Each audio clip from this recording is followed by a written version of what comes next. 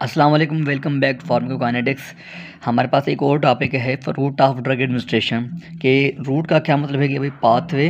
ठीक है जी, पाथवे ये कौन सा पाथवे है। जैसे हम कोई पेशेंट वगैरह कोई ड्रग देता है या इंजेक्शन वगैरह दी जाती है तो वी है डिफरेंट टाइप्स ऑफ पाथवेज। जैसे कि आईवी है, ठीक है जी, IM इंट्रामस्कुलर है, सबक्यूटेनियस है, ठीक है जी। उनके अलावा ओरल है या topical, along with we have inhaler. So these are the various types of the drug administration routes. Okay जी। तो ये तमाम से तमाम जो रूट ऑफ ड्रग एडमिनिस्ट्रेशन है तो इनको एक साथ तो वैसे तो नहीं दिया जाता, लेकिन इनके बिहाइंड भी एक सिचुएशन है, कोई रीजंस हैं कि अगर डॉक्टर कोई मेडिसिन प्रिस्क्राइब करता है, टेबलेट करता है, ओरल करता है तो क्यों करता है, या आईवी करता है तो क्यों करता है, टॉपिकल करता है तो क्यों करता है। इसके पीछे भी कई राज छुपे हुए थे।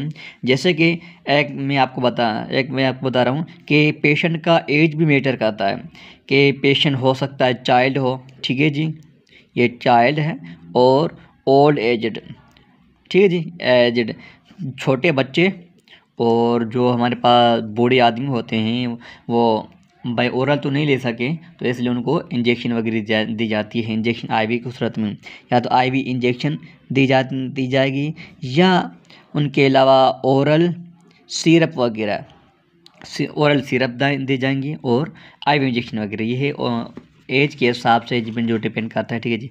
नेक्स्ट जो हमारे पास है भाई लेवल ऑफ कॉन्शियसनेस। भाई जो भी पेशेंट है, छोटा बच्चा तो नहीं है, बूढ़ा आदमी भी नहीं है, लेकिन कुछ इस तरह के पेशेंट होते हैं जो कि कॉन्शियसलेस होते हैं, बेहोश होते हैं, ठीक है जी, बेहोश। इन सूरत हाल में ये भी ओरल कोई मेडिसिन वगैरह कोई मेडिकेशन वगैरह नहीं ले सकते, तो इसलिए कोई डॉक्टर आईवी प्रिस्क्राइब करता है या कुछ ऐसी चीज़ है ताकि वो तो थोड़ी देर के लिए वो रिलीफ मिल जाए। तो आईवी यहाँ पे पॉसिबल है, ओरल पॉसिबल नहीं है, ठीक है जी। तो थर्ड जो हमारे पास जो फैक्टर है सिचुएशन ऑफ डिजीज़ या severity of disease. Severity of disease, भाई ये पेशेंट है, ठीक है जी, ये कितना क्रिटिकल है, आया ये ओरल ये ठीक हो जाएगा, ये इनको इंजेक्शन देंगे, इनको तैयार करेंगे। जैसे कि हमारे पास 3 टाइप्स ऑफ डिजीज़ के सीवियरिटी में होते हैं। एक हमारे पास है भाई माइल्ड, ठीक है जी, मॉडरेट और सीवियर। सीवियर का मतलब है कि भाई शदीद बीमार बच्चा, शदीद बीमार, और ये हमारे पास हल्का भी मतलब इतना ज़्यादा मसला नहीं करता, ये इतने ज़्यादा मसला करता है। तो अगर सीवियरिटी है, कोई पेशेंट चाहता है कि उनको वो जल्दी ठीक हो जाए, तो डॉक्टर क्या करता है, आईवी प्रिस्क्राइब करता है, ठीक है जी, या ऐसी मेडिकेशन तो के जो रैपिडली इनको ट्रीटमेंट में हेल्प करती है। इनके अलावा ये जो हमारे पास माइल्ड या मॉडरेट होते हैं, ये तो ओपीडी में भी ओपीडी सूरत हाल में ये ठीक हो जाते हैं, इसलिए डॉक्टर्स ओरल मेडिकेशन प्रिस्क्राइब करता है, जिसमें कैप्सूल आ गए या टेबलेट आ गए। तो ये है सीवियरिटी ऑफ डिजीज। ये 3 फैक्टर्स हैं जिस पे ये डिपेंड करता है कि भाई रूट ऑफ ड्रग एडमिनिस्ट्रेशन। तो हमारे पास वैसे तो ज़्यादा हैं, लेकिन 1 बाय 1 करके हम पढ़ने की कोशिश करते हैं। मेजर हमारे पास जो रूट्स होते हैं ना, हमारे पास 2 वे से भी रूट ऑफ एडमिनिस्ट्रेशन है। एक हमारे पास है मेजर, इसमें मेजर में हमारे पास इंटेरिक है फर्स्ट में, ठीक है जी, इंटेरिक। जो कि सेकंड जो हमारे पास है पेरेंटेरल, और जो थर्ड जो हमारे पास है जिसको हम बोल देंगे भाई टॉपिकल, ठीक है। माइनर में हमारे पास जो रूट ऑफ ड्रग एडमिनिस्ट्रेशन है जिसमें सबसे पहले हमारे पास इनहेलर है, ठीक है जी, और सेकंड हमारे पास है भाई रेक्टल भी एक रूट ऑफ एडमिनिस्ट्रेशन है, लेकिन ये हमारे पास माइनर में आ जाता है। तीसरा हमारे पास है इंट्राथीकल, ठीक है, इंट्राथीकल, जिसको हमने एक और अल्फाज से पुकारा है इंट्रावेंट्रिकुलर, ठीक है। तो ये 2 हमारे पास रूट ऑफ ड्रग एडमिनिस्ट्रेशन है, मेजर और माइनर। मेजर में हमारे पास है भाई इंटेरिक और पेरेंटेरल टॉपिकल। अच्छा, माइनर में हमारे पास है इनहेलर, रेक्टल और इंट्राथीकल या इंट्रावेंट्रिकुलर। तो बुक्स के पास तो बहुत ज़्यादा हैं, लेकिन जो आपके काम के लिए जो चीज़ें हैं वो यही हैं, ठीक है जी। तो बढ़ते हैं आगे की तरफ। मेजर में सबसे पहले हमारे पास जो टॉपिक है दैट इज इंटेरिक। इंटेरिक का जो लुग़वी माना है वो है बाय ओरल, ठीक है, सिंपल ज़बान में बाय माउथ। भाई जो मेडिसिन या जो ड्रग्स वात के थ्रू ली जाते हैं उनको हम बोलते हैं भाई इंटेरिक। तो इंटेरिक के फर्दर दो टॉपिक्स हैं या उनको दो सब ब्रांच में बांटा किया है। एक है हमारे पास ओरल, ठीक है, दूसरा हमारे पास है सब लिंगुअल, ठीक है, सबलिंगुअल, या एक थर्ड भी हमारे पास जिसको हम बोलते हैं भाई बक्कल। बक्कल केविटी आपने सुना होगा। तो बक्कल रूट ऑफ एडमिनिस्ट्रेशन में है, सबलिंगुअल रूट ऑफ एडमिनिस्ट्रेशन में है, ओरल रूट ऑफ एडमिनिस्ट्रेशन में है। तो ये हमारे पास इंटेरिक के दो सब टाइप्स हैं। लेकिन उनसे पहले कि मैं आपको ये पढ़ाऊँ, सबसे पहले ये भी लाजमी है कि इनके एडवांटेज और डिसएडवांटेज भी पढ़ना चाहिए, ठीक है जी। भाई ओरल के जो हमारे पास एडवांटेजेस हैं, एडवांटेजेस भाई क्या क्या फ़ायदा है अगर कोई पेशेंट ओरल लेता है। तो सबसे पहले भाई आसान है, इजी टू टेक ड्रग्स। तीसरा हमारे पास भाई कन्वीनियंट है, मुनासिब तरीका है, कन्वीनियंट। और तीसरा जो हमारे पास है मोस्ट कॉमन भी ये है भाई, कॉमनली दी जाती है, जो अच्छी बात है भाई। ओरल मेडिकेशन, ओरल का ये मतलब है कि बंदा बीमार कम है और इंशाल्लाह ये ठीक हो जाएगा। लेकिन इनके अलावा इनका कुछ डिसएडवांटेजेस भी है। जहाँ पे एडवांटेज की बात आएगी तो वहाँ पे डिसएडवांटेज की बात भी आएगी। डिसएडवांटेज में हमारे पास सबसे पहले जो है ना, drugs are scared of gastric acid. बिल्कुल इस तरह जिस तरह इंसान किसी खतरनाक चीज़ से डरता रहता है, तो मेडिसिन के लिए ये एक मुश्किल रास्ता पड़ जाता है। अगर कोई मेडिसिन, कोई टेबलेट, कोई कैप्सूल अगर हम बाय माउथ लेते हैं। क्यों बाय माउथ लेना मुश्किल है, उनके लिए दिक्कत का मतलब कि मुश्किल है, ठीक है जी।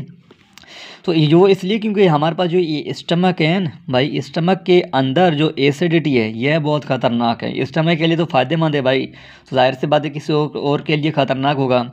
जैसे ये मेडिसिन आता है, वो मेडिसिन को खौफ ये है कि HCl उनको ख़त्म ना कर दे।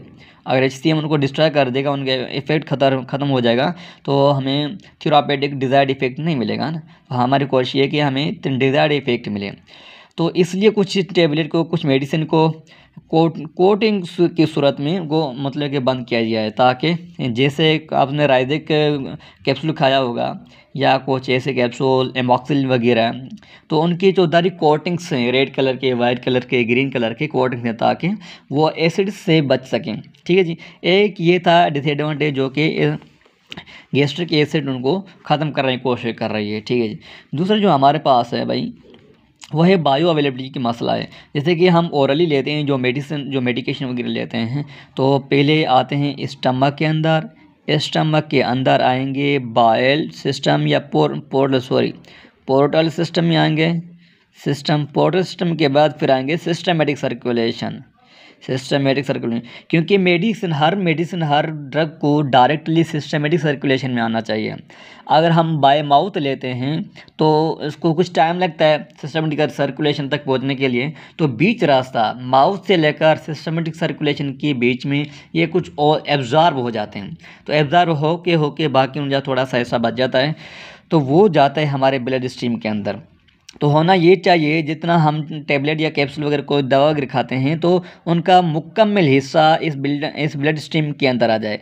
लेकिन ऐसा नहीं होता, ये फासला तय करके फिर आज यहाँ पे आता है, तो इनका बीच में कुछ हिस्सा खा जाता है। तो इनके लिए भी ये टाइम लेता है, ट्रीटमेंट स्लो हो जाती है और उनका इफ़ेक्ट भी कम बढ़ सकता है। ये दो साइड इफ़ेक्ट्स हैं, साइड इफ़ेक्ट नहीं है, कि डिसएडवांटेज ऑफ ओरल है, ठीक है जी। तो फर्दर पढ़ते हैं क्या चीज़ है क्या चीज़ नहीं है।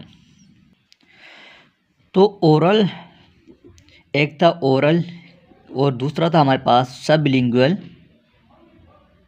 या बक्कल, ठीक है जी।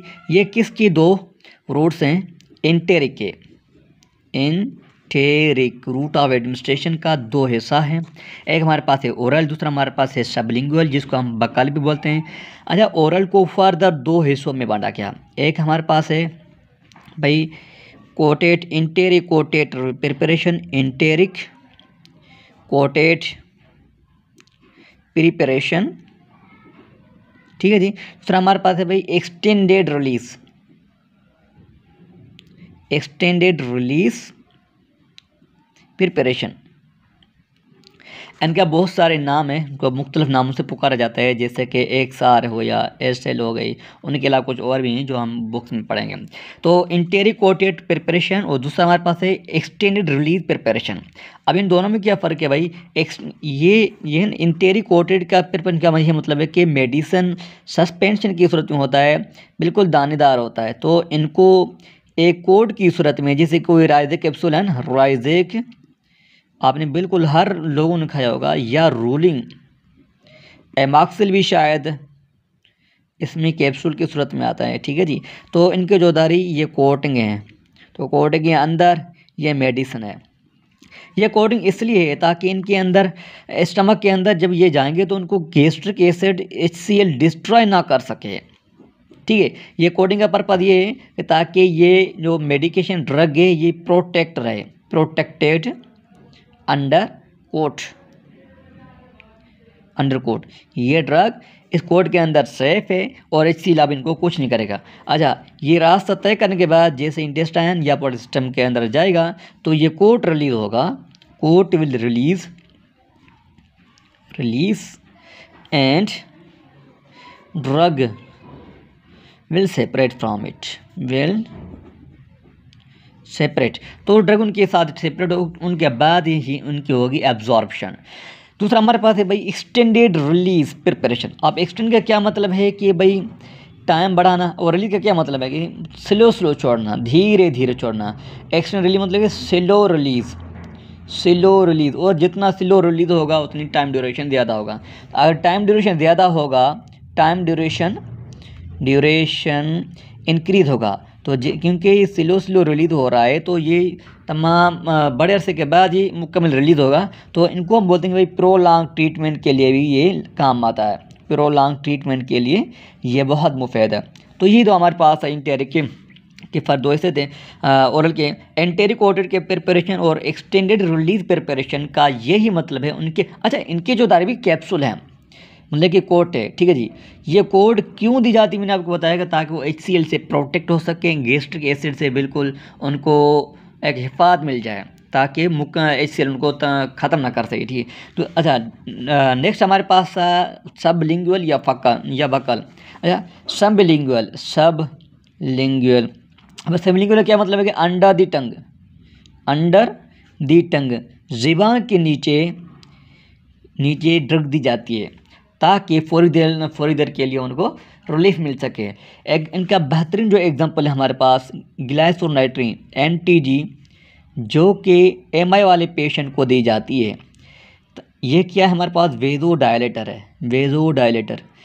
वो इसलिए क्योंकि टंग के नीचे ना वेजल सिस्टम डायरेक्टली मतलब कि डायरेक्टली ब्लड वेसल से मिलते हैं, तो यहाँ पे ड्रग्स की एब्जॉर्प्शन भी 100%, 100 तो नहीं हो जाती लेकिन नियरली 100%। तो ये एग्जांपल है NTG जिस तरह सबलिंगुअल दी जाती है। उनके अलावा बक्कल से क्या मुराद है भाई? बिटवीन गम्स एंड चीक्स, आपकी गाल और गम्स के बीच में मेडिकेशन ड्रग्स दी जाती है ताकि रिलीफ हासिल करने के लिए। तो ये मुकम्मल था हमारे पास ओरल या एंटेरिक रूट ऑफ एडमिनिस्ट्रेशन। चलो 2 मिनट के लिए एंटेरिक को देखते हैं किताब के अंदर, उनके बाद हम नेक्स्ट टॉपिक को शुरू कर देंगे। आइए, तो ये हमारे टॉपिक हमारे पास है भाई रूट ऑफ ड्रग एडमिनिस्ट्रेशन। ये बोलता है कि भाई route of drug administration depend करते हैं किस चीज़ पे डिपेंड करते हैं भाई, वाटर सॉल्युबिलिटी या लिपिड सॉल्युबिलिटी है, आयोनाइजेशन पे, and with therapeutic objects. For example need for rapid onset severity of disease, अगर आप चाहते हैं कि आपको जल्दी ट्रीटमेंट मिल सके तो आप IV वगैरह दे सकते हैं। Need for long term treatment, restriction delivery to local site, ठीक है जी। Major routes of drug administration क्या चीज़ आते हैं? इंटेरल है, पेरेंटेरल है या टॉपिकल, अमंग अदर्स। उनके अलावा कुछ और भी हैं, वो और क्या चीज़ है? अच्छा जी, एंटेरल हमारे पास जो आपको टॉपिक पढ़ाएं इंटेरल का क्या मतलब है भाई? Oral administration by mouth is the most common convenient and economical method of drug administration. The drug may be swallowed, उनको स्वॉलो किया जाता है, अलॉन्ग ओरल डिलीवरी, और इन may be placed under the tongue, जिसको हम बोलते हैं सबलिंगुअल, और with the gums and cheeks, जिसको मैंने बोला है buccal. Facilitating the direct absorption blood stream, इनका क्या मतलब है कि डायरेक्टली ब्लड स्ट्रीम के अंदर एब्जॉर्ब हो जाता है। तो ये चीज़ है हमारे पास, इनकी बायोअवेलेबिलिटी बहुत ज़्यादा होती है, ठीक है जी। उनके अलावा इनका 2 हिस्सा है, ओरल, और दूसरा हमारे पास सबलिंगुअल बक्कल। ओरल का ये मतलब कि भाई माउथ, ठीक है जी। तो ओरल के अंदर फर्दर इनका दो पार्ट्स हैं, एक हमारे पास इंटेरिकोटेड, दूसरा हमारे पास extended release.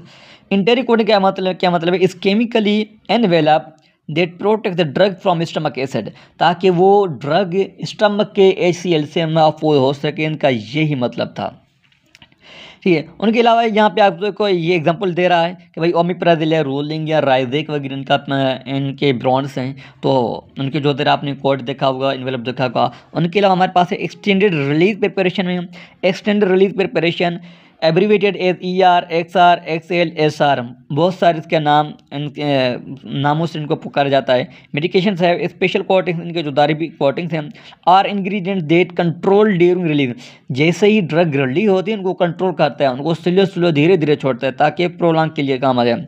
There by allowing for slower absorption बहुत स्लो ही and prolong duration of the action, तो एक्शन के लिए प्रोलॉन्ग ड्यूरेशन हो सकता है। ये हमारे पास थे दो, इंटेरिकोटेड और एक्सटेंडकोटेड। उनके अलावा जो हमारे पास है भाई सबलिंगुअल या buccal, the sublingual route includes placement of the drug under the tongue, ठीक है, दिमाग के नीचे। The buccal route involve placement of drug within cheeks and gum, both sublingual and buccal routes of absorption have several advantages, बहुत सारे फायदे हैं। कौन सा, इंक्लूडिंग ईज ऑफ एडमिनिस्ट्रेशन, बहुत आसान है, रैपिड एब्जॉर्प्शन हो जाती है, bypass of the harsh gastrointestinal cancer. अच्छा, मैं आपको अब बाईपास और फर्स्ट पास की मैं आपको कॉन्सेप्ट क्लियर कर दूं कि ये पास हो ये क्या चीज़ है। फर्स्ट पास, ठीक है, फर्स्ट पास मेटाबॉलिज्म, ये मतलब है कि ओरल से, उनके बाद स्टमक, ठीक है, उनके बाद लिवर के बाद पोर्टल वेन, पोर्टल सिस्टम, उनके बाद सिस्टमिक सर्कुलेशन, ठीक है जी।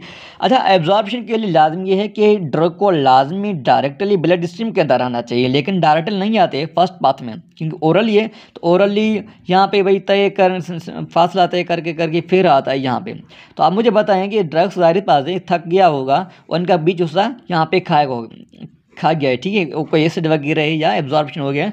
तो सपोज़ कीजिए हमने यहाँ पे 40 mg रोलिंग खाया या रायदिक खाया, तो 40 mg का क्या हिस्सा यहाँ पे ब्लड स्ट्रीम में मिलेगा, हो सकता है कम मिले। तो मतलब कि क्या हो सकता है, 40 मिलीग्राम से कम मिलेगा, हो सकता है 20 मिले, हो सकता है 10 मिले, हो सकता है 30 मिले, लेकिन 40 से कम मिलेगा। तो इस पाथवे को हम बोलेंगे फर्स्ट पास पाथवे, ठीक है जी। और दूसरा हमारे पास है बाईपास का क्या मतलब है कि भाई बीच है, बाईपास के ऐसे क्या है कि आप बीच करें, मतलब कि आपको ये फासला तय ना करना पड़े, आप डायरेक्टली ब्लड स्ट्रीम के अंदर आ जाएं।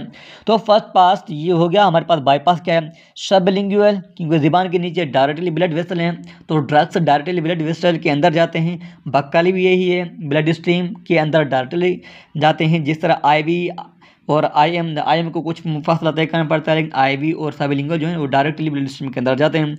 इसको हम बोल देंगे भाई बाईपास पाथ ऑफ मेटाबॉलिज्म। तो ये हमारे पास कॉन्सेप्ट था बाईपास और first path. Thank you very much इस टॉपिक का। तो इंशाल्लाह बाकी जो हमारे पास में नेक्स्ट टॉपिक है वो है हमारे पास भाई पेरेंटल, वो नेक्स्ट टॉपिक है और नेक्स्ट वीडियो में स्टडी करेंगे। Thank you very much.